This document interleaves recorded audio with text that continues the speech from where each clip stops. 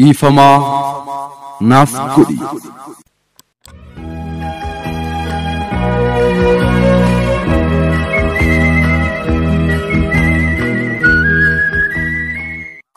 Uumama kaanirraa addatti filamnee uumamaatiin akkas kan tolfamne yoon sirriitti gadi taa'ee tilmaamu haalaanii kan wal bira taaneef beekeera sababaani.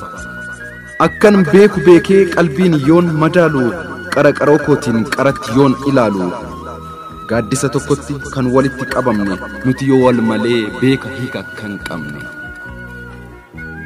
Sittii gargar ba'ee yoon qobaa koo ba'u maashaaleen qaama kooyyuu dalaguu hin danda'u. Dukkana si dhabuun natti gaaddiddeessu humni biiftuutillee naaf ibsuu hin dandeessu. Qabeenyi mana koo dilbiin lakkaawwamee hunduu lakkoo ta'u dacheen tolaa ulfaa'ee bokkaan eebba roobee eebba dhangala'u. Leecalloon singitu hamma keenaa hin ga'u uumamni kamillee siin bakka naa hin bu'u. Kana hunda utuun beekuu akkan beekne ta'ee xoofoon cubbuu kootii guutee dhangala'e.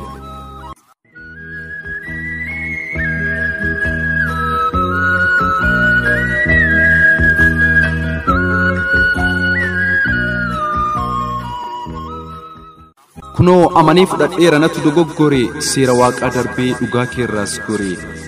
Ati tola keen malee takkaa badiif hin kaane yoon abidda sitti ta'u hammeessuuf cidii hin taane. Obsa kee daangaa darbeen akkan dhiisu na kadhatta ani yoon balleessullee dhiifama na gaafatta. Gaafa ifti fuula koo dhaamee dukkana sitti ta'u yoon yaada si dhokfadhee balleessaaf deemuuf ka'u. Yeroo lolaan miira koodhaa galaana sitti ta'u yoo bubbeen hammina koo na fudhatee ba'u. Oo'a jaalalaatiin na hordofuuf kaataa fannoo hammeenya kootti gaarummaan rarraata. Deemsi kee daba hin qabu nakkaraa maqeessitti darbee ati naaf of eeggattaa yeroon haqa kee sarbee.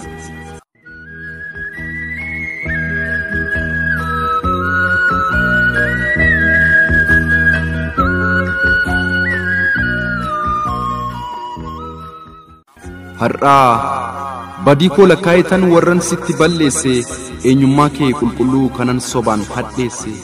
Balleessaan koo gaafasii ammareef na dhukkubse akkan ta'un wallaale akkana jalaa dhokse. Gaabbiin gabii na dhowwee boqonnaadhaan wal dhabne natu na jalaa badee humtuu naaf quba hin qabne. Garba yakka koo keessatti raawwadhee ergan garboome bakkan jiru amman argaa kunoo reefan namoome. Gaara gaarummaa kee gubbaarraa asii gan na mil'adhu argaa kee san hagabee takkaanatti dhiyaadhu. Araara keen jedhaa si arguufan joora utuun siif jawwaruu lafti jiidhe qoora. Kudhaama yaadannoo kee lapheetti diradhee hin dhuftan siin jedhaa san laalee abdadhe. Akka daawitiitti galuuf ba'uun daawwadha siinan keessatti argaa ittiinan si yaadadha.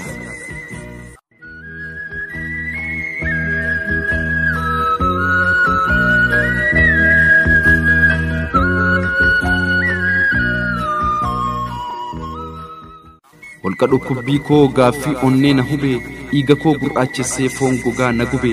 Yoo siin naaf hin taane humtuu naaf hin yaadu madaa qaama koorraaf kulkulfatee hin aadu. Dhibee an dhibameef si qofaa fallisaa situ na wal'aana situ na fayyisa. Bullukkoo jaalala keen hammina koo dhoksi dungoo gaarummaa keen dukkana koo ibsi. Yaada kee naaf qoodii yaada kootti hirmaadhu yaadannoo waliin qabnu mee sirriitti yaadadhu.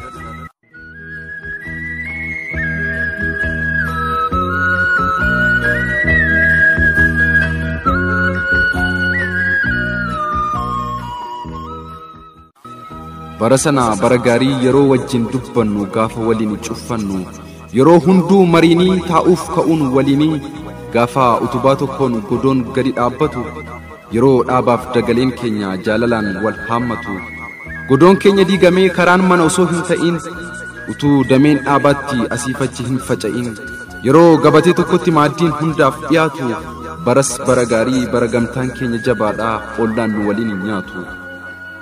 Waan waliin dabarsine sana mee yaadii yaadadhu sirriitti qalbeeffadhu waamicha koo dhagayi takkaa gurra naaf laadhu.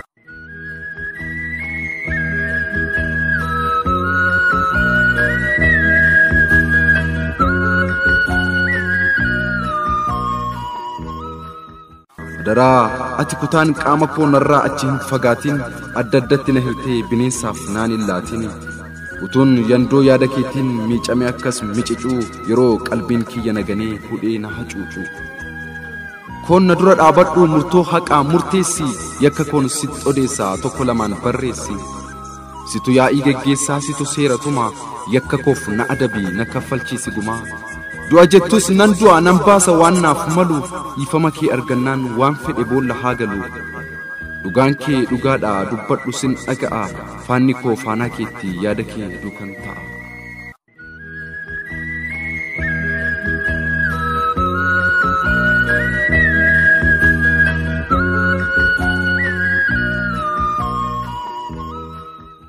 Kaleessa koo awwaalee har'aniin dhaladha borniin jiraadha.